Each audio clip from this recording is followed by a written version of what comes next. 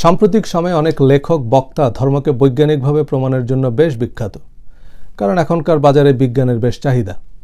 যারা ধর্মের বৈজ্ঞানিক ব্যাখ্যা দেয় তারা না ধার্মিক না বিজ্ঞানী। বর্তমানে মুসলিম জাহানের সবচেয়ে বড় যুক্তিবিদ ধর্মবিশারদ হচ্ছেন ডক্টর জাকির নায়েক।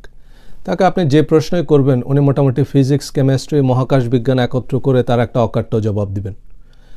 এখন ওনার যুক্তি বা জবাব যেহেতু আমার বিশ্বাসের সাথে মিলে, তাই আমি সেটা প্লেট ভর্তি করে নিচ্ছি। একজন জিজ্ঞেস করলেন আল্লাহ কেন শুকর হারাম করলেন। তিনি প্রথম যুক্তি দিলেন শুকর নোংরা। দ্বিতীয় যুক্তি হচ্ছে উচ্চ তাপমাত্রায় রান্না করা না হলে শুকরের মাংস থেকে প্রায় 70 ধরনের রোগ হতে পারে। আচ্ছা, শুকর যদি নোংরা না হয় তাহলে কি সেটা জায়েজ? ধরেন কয়েকটা শুকর একেবারে 5 তারকা হোটেলে পালবো, মিনারেল ওয়াটার শ্যাম্পু দিয়ে গোসল করাবো। বলেন এই শুকর খাওয়া কি জায়েজ? বা যথাযথ তাপমাত্রায় রান্না করা হলে কি সেই শুকর খাওয়া যাবে? আর উচ্চ তাপে রান্না না হলে তো যে কোনো মাংসই রোগের কারণ হতে পারে। অথচ এই প্রশ্নের খুব সোজা উত্তর, এটা আল্লাহর ইচ্ছা এবং আল্লাহর আদেশ পালন করা আমাদের কর্তব্য। এটা আমাদের ধর্মীয় বিশ্বাস। আল্লাহর অস্তিত্ব নিয়ে ওনার যে লেকচার, তাতে মূলত উনি কোরআনের উল্লেখিত কিছু আয়াতের উদ্ধৃতি দিয়ে বলেছেন 1400 বছর আগে কোরআনে কথা বলেছে, যেটা এখনকার বিজ্ঞান প্রমাণ করেছে। যেমন কোরআন বলেছে চন্দ্রের আলো তার নিজস্ব আলো নয়, এবং এখন এটা প্রমাণিত। সুতরাং কোরআন যে আল্লাহর বাণী এটা নিঃসন্দেহে প্রমাণিত। তো 1400 বছর আগের মানুষ কিসের উপর ভিত্তি করে বিশ্বাস করলো যে কোরআন আল্লাহর বাণী? প্রথমত 1400 বছর আগের মানুষ ঘাস খাইতো এটা মনে করার তো কোনো কারণ নেই। জ্ঞান বিজ্ঞানের চর্চা তো তার অনেক আগে থেকেই ছিল। সক্রেটিস, প্লেটো, অ্যারিস্টটল 3000 বছর আগের মানুষ। কিন্তু আপনি দিনরাত গবেষণা করে কিছু একটা বলবেন, দেখবেন অ্যারিস্টটল আপনার আগেই বলে রাখছে। কি একটা অবস্থা! ফিলিপ কটলারের একটা সেমিনারে ছিলাম। উনি অ্যারিস্টটল সম্পর্কে বলেছেন যে Aristotle was Google of that time, he knew everything. Chinese general Sanju প্রায় 2500 বছর আগে রণকৌশলের অব্যর্থ নীতিমালা দি আর্ট অফ ওয়ার লেখেন, যা গত 2500 বছরে শুধু যুদ্ধই নয় বরং ব্যবসা, রাজনীতি, খেলাধুলায় অব্যর্থ প্রমাণিত হয়েছে। সানজু সক্রেটিসের সময়ের তুলনায় এখন অনেক প্রযুক্তি যোগ হয়েছে, কিন্তু মূলনীতি একই। দ্বিতীয়ত, এখনকার বিজ্ঞান এটা প্রমাণ করেছে। কিভাবে বুঝলাম? কারণ নাসা বলছে। নাসা যদি বলে যে তারা ঈশ্বরের সন্ধান পেয়েছে, তো তসলিমা নাসরিনও ঈশ্বরে বিশ্বাস করা শুরু করবে। কিন্তু নাসার উল্কির উপর ভেলকে বোঝা, আপনি আমি তো দূরে থাক, নাসার অনেক সায়েন্টিস্টের পক্ষেই অসম্ভব। নাসার এক সায়েন্টিস্ট কি করে আরেক সায়েন্টিস্ট জানে না। তথ্যের গোপনীয়তা, আন্তর্জাতিক রাজনীতি, অনেক কিছু জড়িত। এটা অন্যান্য বৈজ্ঞানিক গবেষণা বা বিজ্ঞানের বেলায়ও প্রযোজ্য। ডক্টর নায়েক নবীজির নবুয়তের প্রমাণ দিলেন বেদের কয়েকটি শ্লোক দিয়ে, যে বেদে শেষ নবীর নাম উল্লেখ করা হয়েছে নরশংসা, যার অর্থ প্রশংসিত, আর মোহাম্মদ অর্থও প্রশংসিত। তিনি পৃথিবীর কেন্দ্রে আবির্ভূত হবেন ইত্যাদি ইত্যাদি। প্রথমত, ইসলাম ধর্মে বেদের স্বীকৃতিই নাই। বেদকে মুসলমানরা আল্লাহর বাণী হিসেবে মনে করে না। কিন্তু বেদের ভিত্তিতে হজরত মুহাম্মদ সাল্লাল্লাহু আলাইহি সাল্লামকে নবী হিসেবে বিশ্বাস করতে হলে তো আমাকে বিশ্বাস করতে হবে যে বেদ আল্লাহর বাণী। গত 2 বই মেলায় বেস্ট সেলিং বই প্যারাডক্সিক্যাল সাজিদ। এ বইয়ে সাজিদ বিজ্ঞানের ঢাল তলোয়ার দিয়ে নাস্তিকদের রীতিমতো কচুকাটা করলেন। প্রথম চ্যাপ্টারে গল্পের নায়ক সাজিদ ভাইয়া অবশ্য নাস্তিক ছিলেন। লেখক আরিফ আজাতের মোক্ষম 3টি যুক্তিতে তিনি ফিল্মে কায়দায় স্মৃতি ফিরে পেয়ে নগদে ইউটার্ন নেন এবং একের পর এক নাস্তিককে ধরাশায়ী করতে থাকেন দিগ্বিজয় চেঙ্গিস খানের মতো। মোক্ষম সেই 3টি যুক্তির প্রথম যুক্তি, প্রমাণ নির্ভর বিশ্বাস খুবই ক্ষণস্থায়ী, তাই বিজ্ঞানের কোনো তত্ত্ব 2 মিনিটও টিকে না, আবার কোনোটা 200 বছরও টিকে থাকে। এক্ষেত্রে উদাহরণ হিসাবে জ্যোতির্বিজ্ঞানে টলেমির অবদান হচ্ছে সূর্য পৃথিবীর চারপাশে ঘুরে, এই প্রকাণ্ড ভুল। আর কোপার্নিকাসের অবদান পৃথিবী ঘুরে কিন্তু সূর্য স্থির, এই বিশাল ভুল। আমরা টলেমি, কোপার্নিকাসের জীবন ও কর্ম সম্পর্কে মোটামুটি সব জেনে ফেললাম এই 2 লাইনে। আর যেহেতু প্রমাণ নির্ভর বিশ্বাসের বেল নাই, তাই প্রমাণ ছাড়াই আমাদের সব কিছু বিশ্বাস করতে হবে। দ্বিতীয় যুক্তি, বন্ধুর গার্লফ্রেন্ডকে রেপ করলে সেটা কেন শাস্তিযোগ্য অপরাধ তা নাকি বিজ্ঞান দিয়ে প্রমাণ করা যায় না। খুব সম্ভবত তিনি বোঝাতে চেয়েছেন যে স্রষ্টা আমাদের বলেছেন যে এটা অপরাধ, তাই আমরা বুঝতে পারছি যে এটা শাস্তিযোগ্য অপরাধ, নাহলে এটা মানুষ বুঝতেই পারত না।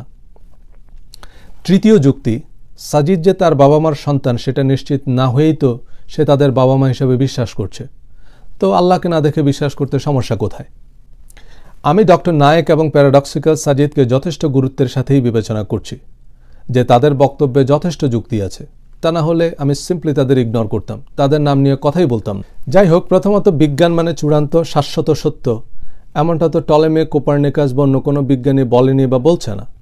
তারা যা জানতে বা বুঝতে পেরেছে তাই বলেছে। নতুন কিছু জানার আগ পর্যন্ত সেটাকে অনুসরণ করে অগ্রসর হতে হয়। এটা সত্য অনুসন্ধানের সাধারণ চর্চা। আর বিজ্ঞান মানে তো কোনো অতিপ্রাকৃতিক তয়তেলেসমতি ব্যাপার না। বিজ্ঞান শব্দের মানে কি? সোজা বাংলায় বিজ্ঞান মানে হচ্ছে বিশেষ জ্ঞান, কোনো বিষয়কে বিশেষভাবে জানা। আগে মানুষ সবই জানত, কিন্তু কোনো বিষয় বিশেষভাবে জানত না।